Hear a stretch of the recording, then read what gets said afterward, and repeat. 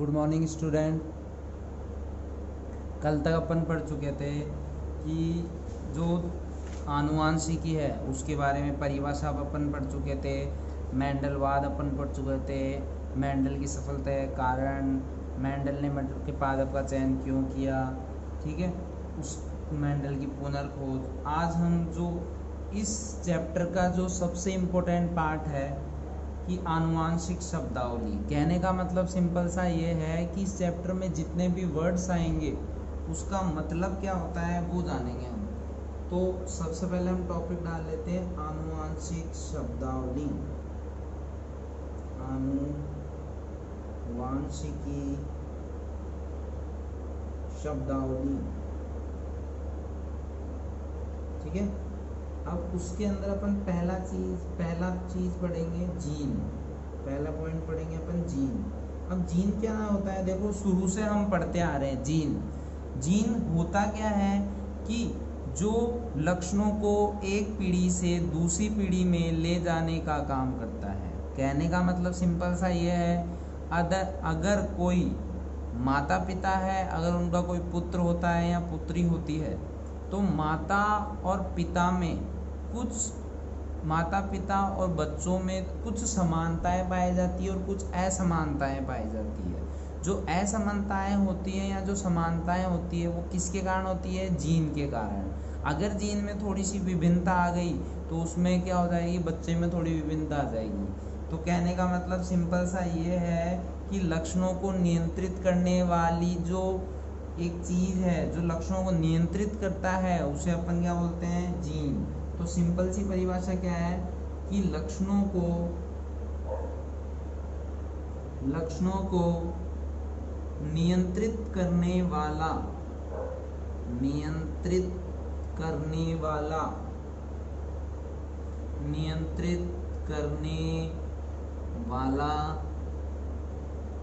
आनुवांशिक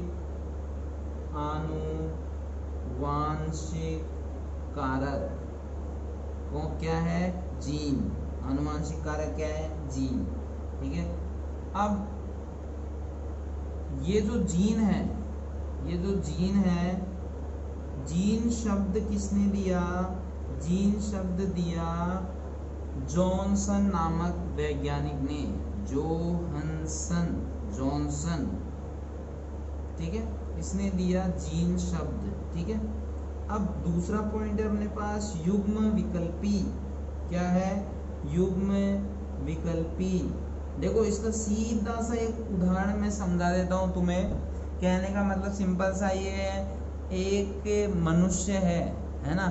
अब एक जो मनुष्य है तो उसकी जो लंबाई है, अब उसमें उसके जो लक्षण है लंबाई के, तो वो दो ही हो सकते हैं, या तो वो कैसा होगा, लंबा, या वो कैसा होगा, बौना, यही हो सकते हैं। ठीक इसी प्रकार जब उन्होंने मटर के पौधों पर परीक्षण किए तो जितने भी लक्षण थे उसमें केवल एक लक्षण को नियंत्रित करने वाले क्या थे, दो ही कारक थे। कहने का मतलब है जैसे अगर पौधे की लंबाई बात करें अपन तो वो कैसी थी, या तो बौनापन था या कैसा था, लंबापन, या और किसी की बात करें या तो कोई जो बीज था वो कैसा था, हरा, या फिर वो कैसा था, झुर्रीदार, ठीक है। तो दूसरा अपन टॉपिक पढ़ेंगे युग्म विकल्पी। तो अपन क्या लिखेंगे, एक लक्षण को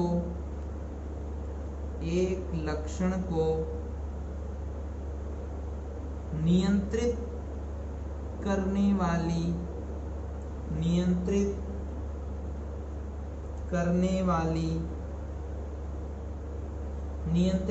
वाली जीन के दो विप्रियासी मतलब अलग अलग विप्रियासी स्वरूप क्या कहलाते हैं, युग्म विकल्पी। क्या कहलाते हैं, युग्म विकल्पी, ठीक है। अब देखो तीसरा है अपने पास समयुग्मजी। युग्म का मतलब होता है जोड़ा। देखो इसका पहले अपन अर्थ समझ लेते हैं। लिखा हुआ है युग्म विकल्प, समयुग्मजी, सम का मतलब समान और युग्मजी का मतलब क्या होता है, जोड़ा, क्या होता है युग्म, इसका मतलब क्या होता है जोड़ा। तो कहने का मतलब सिंपल सा ये है कि अगर हमारे एक लक्षण को नियंत्रित करने वाले जो कारक हैं अगर वो समान होंगे, दोनों ही कारक कैसे होंगे, समान, तो वो क्या कहलाएंगे, समयुग्मजी। अगर मतलब दोनों लंबे हैं तो अपन क्या बोलेंगे भाई, समयुग्मजी लंबे हैं। अगर दोनों बौने हैं तो हम क्या बोलेंगे, समयुग्मजी बौने हैं। ठीक है, तो अपन क्या लिखेंगे, समयुग्मजी। क्या लिखेंगे, समयुग्मजी। तो समयुग्मजी का मतलब क्या होता है, जब जीन के दोनों युग्म विकल्पी कैसे हों, समान। तो अपन क्या लिखेंगे, जब जीन के दोनों युग्म विकल्पी कैसे हों, समान हों, तो उसे क्या कहेंगे, युग्म विकल्पी, सॉरी समयुग्मजी। क्या कह लेंगे, समयुग्मजी कहते हैं। जैसे अगर दो कैपिटल टी आ जाए, दो कैपिटल टी आ जाए तो इसको क्या बोलेंगे, समयुग्मजी लंबे। क्या बोलेंगे इसको, समयुग्मजी लंबे। अगर दो स्मॉल टी आ जाए तो इसको क्या बोलेंगे, समयुग्मजी बोने। क्या बोलेंगे इसको, समयुग्मजी बोने। ठीक है, अब देखो समयुग्मजी बोने। ठीक है, अब अपन क्या इसमें क्या लिखेंगे, देखो यहाँ तक हो गया। अब दूर अगला है विषम युग्मजी। क्या है अगला, विषम युग्मजी। उससे पहले मैं एक नोट लिखा के तुमको थोड़ा समझा दूं। देखिए नोट, पहली चीज, अगर दोनों, जैसे मान लो एक कैपिटल टी आ जाए और दूसरा भी कैपिटल टी आ जाए तो क्या होंगे, दोनों कैसे होंगे, कैपिटल टी। ठीक है, अगर एक कैपिटल आ जाए और एक स्मॉल आ जाए तो ये क्या होंगे, एक कैपिटल एक स्मॉल। ठीक है, अगर एक स्मॉल आ जाए एक कैपिटल आ जाए तो ये क्या होंगे, एक कैपिटल एक स्मॉल।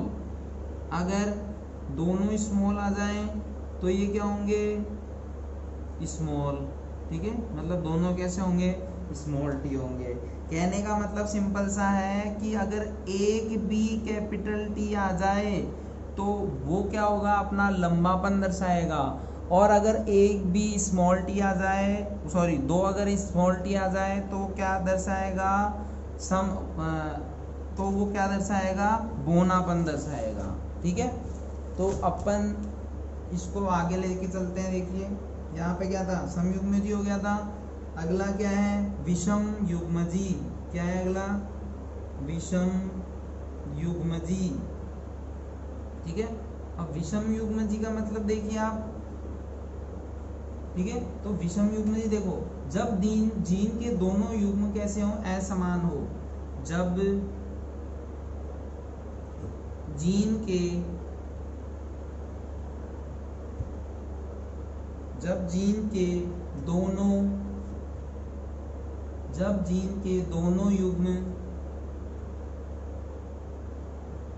दोनों युग्म असमान हो, उसे क्या बोलेंगे, विषम युग्मजी। क्या बोलेंगे, विषम युग्मजी कहते हैं।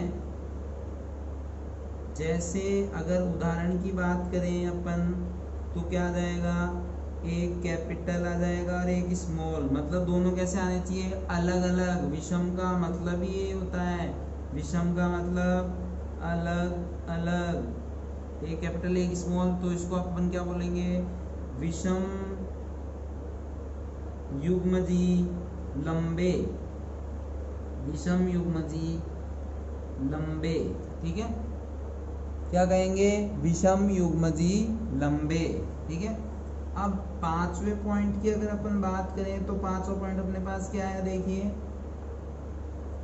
अपने पास क्या है, जीन प्ररूप। क्या है, जीन प्ररूप, यहाँ अपन ऐसे लिख सकते हैं जीन प्रारूप, ठीक है। किसी सजीव की आनुवांशिक संरचना क्या कहलाती है? जीन प्रारूप। आनुवांशिक का मतलब कि उसकी जो अंदरूनी जो संरचना है, तो अपन क्या लिखेंगे? किसी सजीव की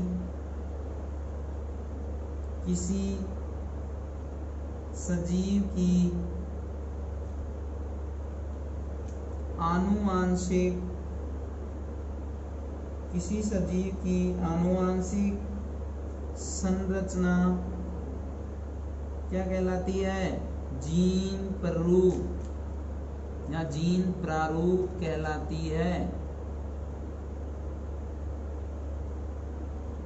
ठीक है। अगला अपने पास क्या है?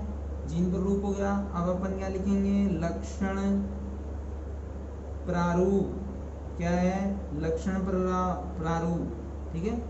तो देखो, लक्षण प्रारूप का मतलब क्या है? जैसे मान लो मैंने किसी को भी सामने से देखा, ठीक है। सामने से देखने का मतलब यह है कि मैंने किसी भी चीज को दृश्य देखकर और मैंने उसके बारे में ये बता दिया कि भाई हाँ ये लंबा है, ये बौना है, ऐसे बता दिया बाहर से देख के। मैं बाकी चीजों की बात नहीं कर रहा, केवल जैसे मान लो मैंने सामने किसी को देखा, उसकी लंबाई देख के मैंने ऐसे बोल दिया ये लंबा है या बौना है। तो कहने का मतलब सिंपल सा ये है, किसी भी सजीव की जो बाह्य संरचना होती है, मतलब बाहर से उसको देखने पर जो लगता है ना अपन को, अपन उसको क्या बोलते हैं? लक्षण रूप। मतलब हमको कैसा दिखाई दे रहा है, लक्षण कैसे लग रहे हैं उसके, भाई लंबे लग रहे हैं, बौने लग रहे हैं। अब समयुग्मजीवी की बात होती है। समयुग्मजीवी का तो मतलब क्या हो गया? जीन रूप से मतलब हो गया। लक्षण रूप में केवल इतना सा मतलब है, अगर किसी भी सजीव की बाह्य संतति या फिर बाह्य प्रतीति क्या कहलाती है? लक्षण रूप कहलाती है। तो क्या लिखेंगे? किसी सजीव की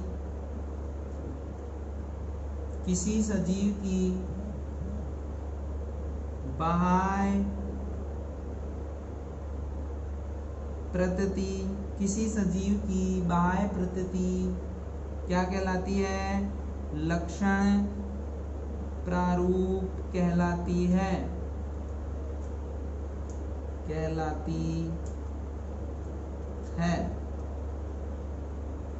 ठीक है। अब सातवां है प्रभावी लक्षण।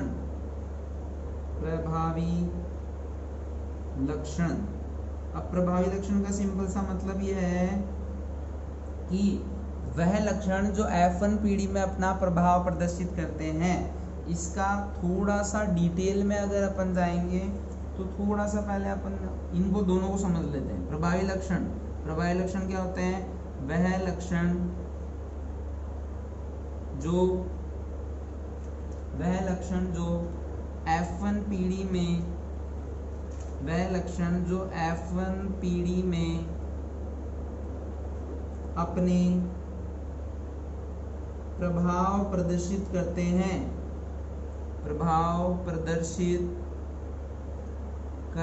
हैं, उन्हें अपन क्या बोलते हैं? प्रभावी लक्षण। और अगला क्या है? आठवां देखो, अप्रभावी लक्षण।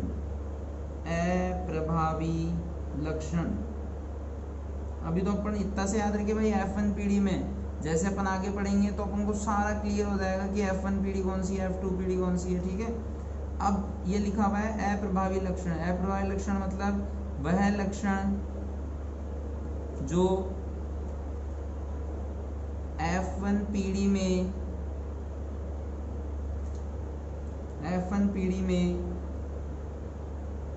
अपने प्रभाव प्रदर्शित नहीं कर पाते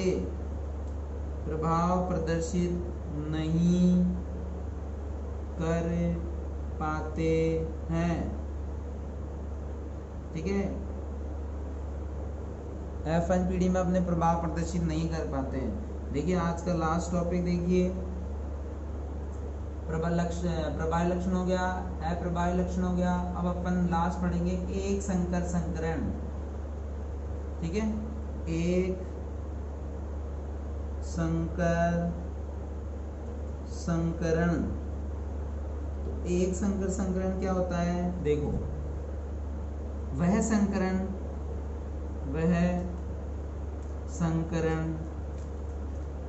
जिसमें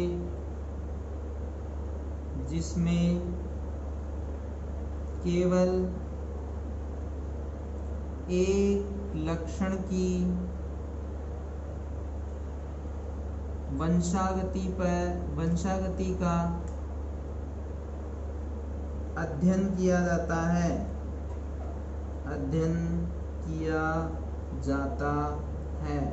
सिंपल सा कहने का मतलब ये है कि अगर जैसे मैं लंबाई की बात कर रहा हूँ तो एक बार में केवल एक ही लक्षण की अगर वंशागति का अध्ययन किया जाता है ना कि वो अगले वंश में क्या हो रहा है, तो उसको अपन बोलते हैं एक संकरण। तो सिंपल सा है, वह संकरण जिसमें केवल एक लक्षण की वंशागति का अध्ययन किया जाता है उसे अपन क्या बोलते हैं, एक संकरण। तो ये थी आज की क्लास। Thank you.